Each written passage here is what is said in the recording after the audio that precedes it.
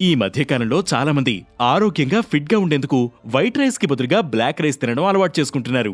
చూడ్డానికి నల్లగా ఉండే ఈ బియ్యం అన్నం వండిన తర్వాత పర్పుల్ కలర్ లో ఉంటుంది. ఈ బియ్యంలో ఉండే యాంథోసియానిన్ అనే యాంటీ ఆక్సిడెంట్ పిగ్మెంట్ వల్ల నలుపు రంగు వస్తుంది.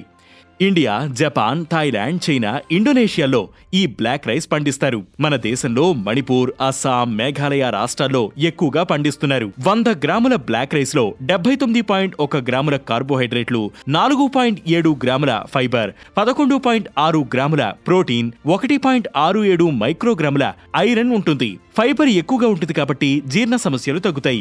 కొద్దిగా తినగానే కడుపు నిండిపోతుంది. దాంతో ఎక్కువ క్యాలరీలు తీసుకోలేము. కావలసిన పోషకాలు అందుతాయి. క్రమంగా బరువు తగ్గే అవకాశం ఉంటుంది. 2017 బయోలాజికల్ ఫార్మాస్యూటికల్ బులెటిన్ ప్రకారం బ్లాక్ రైస్ లో యాంటీ డయాబెటిక్ లక్షణాలున్నాయని తేలింది. సో షుగర్ ఉన్నవాళ్లు ఈ బ్లాక్ రైస్ ని తీసుకోవడం మంచిది. టైప్ 2 డయాబెటిస్ రాకుండా ఇది నియంత్రిస్తుంది. ఇక బ్లాక్ రైస్ లో ఉండే యాంటీ ఆక్సిడెంట్లు శరీరంలోని విష పదార్థాలను బయటికి పంపించి డిటాక్స్ చేస్తాయి. కాలేయ పనితీరును మెరుగుపరుస్తుంది. యాంటీ ఆక్సిడెంట్ల వల్ల కొలెస్ట్రాల్ స్థాయిలు తగ్గుతాయి. దీంతో గుండె ఆరోగ్యం బాగుంటుంది. మెదడులో కణాలు దెబ్బతినకుండా కూడా యాంటీ ఆక్సిడెంట్లు కాపాడతాయి. దాంతో మెదడులో నరాల సంబంధిత వ్యాధులు రాకుండా ఉంటాయి. 2023లో నిర్వహించిన ఫుడ్ కెమిస్ట్రీ సర్వే ప్రకారం బ్లాక్ రైస్ ఆక్సిడేటివ్ స్ట్రెస్ తో పోరాడి క్యాన్సర్ అవకాశాన్ని తగ్గిస్తుంది. కణాలు దెబ్బతినకుండా కాపాడుతుంది.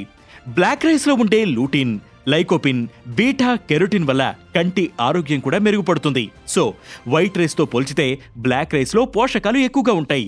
అలా అని ఎక్కువగా తినేయకుండా మితమే హితమనేది గుర్తుంచుకోవాలి.